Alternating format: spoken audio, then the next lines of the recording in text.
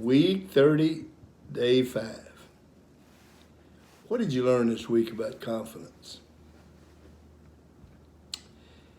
There's two parts to confidence that you should have learned, and you need to write these down. Number one, you need to make sure you improve your self-respect. You need to develop a self-portrait in here that gives you confidence. Your confidence is going to be based on this self-portrait that you have. Little Ben Hooper, Victor Serebriakov. You had this portrait. Bill Walsh, selling books. You have a portrait of yourself. I'm ready.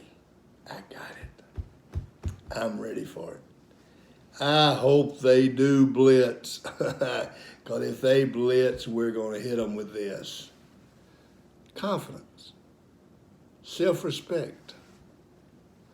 The second thing is preparation. Prepare for everything in life. Get prepared for anything that could happen to you today. Be prepared for it. When you write down your goals, what makes you confident that you're going to accomplish your goals? Well, you said commitment. No, I said commitment, but what is really commitment? Preparation. In other words, I'm going to write down the goal that I'm going to accomplish this week. And after I write it down, what's the next thing I'm going to do? If you write down nothing but a goal, you're not writing a goal down, you're writing a dream down. When you put a plan with it, what are you actually doing? Preparing. You are preparing for success. When you prepare for success, you're going to have confidence that you're going to get the goal done. When you write this down this week, were you confident every day? If you weren't confident on a certain day, give yourself a minus and be honest.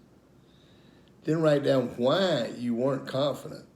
I didn't prepare for the test. I wasn't prepared for the interview. I didn't get prepared. You know, one of the things that people have come to visit us about is, I guess I've either been lucky, fortunate, God's blessed me, but we've never interviewed for a job that we wanted that we didn't have it offered to us. Because we always prepared for an interview. We were better prepared for interviews. When I was 24 years old, I interviewed for the head coaching job at a 5A school in San Antonio. When I went in, I knew one of the things they were going to ask. And one of the first things they said, Coach, we think you've done a great job in the 2 years you've been here, and we really like you and all that, but we just don't think you've had the experience to be a head coach. I was prepared for that. I said, you're right. I've never been a head coach. But I have experience in hard work. I have experience in caring about kids. I have experience in telling the truth. I have experience in having good character. And I've got 24 years of experience in all of these. And I think some of that outweighs 8, 10 years experience of being a head coach. I don't know if I got the job because of that, but I did get the job. Prepare. I've had young people come to see me and they say, Coach, I'm going to interview for this job. What do you think I ought to do? I say, watch the politicians. You see, the thing that happens when you go for an interview, you got to sit down and say, these 3 things they're going to know about me when I leave. And you don't care what their questions are. Their questions are irrelevant. And you learn that from politicians. They ask a politician, they say, Senator Johnson, how are you doing today? Well, I'm doing real well since I got House Bill 141 passed. You know, I have worked for the last 20 years to get House Bill 141 passed that gives everybody a freedom to do this, that. What was the question?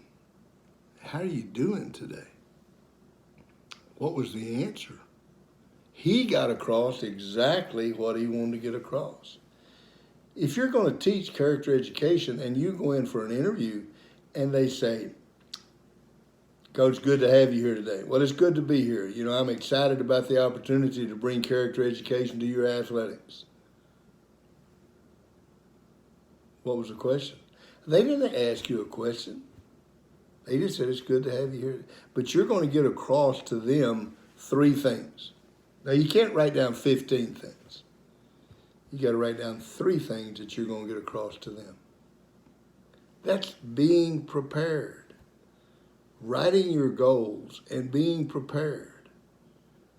Being prepared and developing self-respect, develop confidence. How'd you do on your goals this week? Don't forget this one thing. What's the one thing you should have learned this week? One thing. If you miss this one, I'm really going to be down in the dumps. If there's hope in the future, there's power in the present. Everybody talks about teams quitting in the 4th quarter. No team ever quits in the 4th quarter. Never. They lose hope for the future. And the minute they lose hope for the future, they don't have any power. You've seen it 1,000 times. They're down by 14 points going into the 4th quarter. They look abysmal. All of a sudden, they pick a pass off and run it in for a touchdown. They kick an onside kick and they get it and they go down and score. It's a tie game. What has increased hope for the future? What did that bring with it? Power in the present. When you go and play a really bad football team, what have you got to destroy early in the game? Hope for the future. Because as long as you let them hang around, and they're going to keep that hope in the future, they're going to keep their power, and their power is going to get bigger and better and stronger. You've got to get rid of them in a hurry. You've got to destroy their hope for the future. And as soon as you do that, you've destroyed their power. If there's hope in the future, there's power in the present. I hope you got all your goals. I hope you learned confidence this week. I hope you developed the quality of confidence. I hope you are a true role model of confidence. Now, I just want to close with this. Confidence is not arrogance. Confidence is knowing that you can do something and you don't need to tell everybody else that you can do it. You know you can do it, but you don't need to be arrogant about it. Keep your humility. Amen. Make it a great weekend.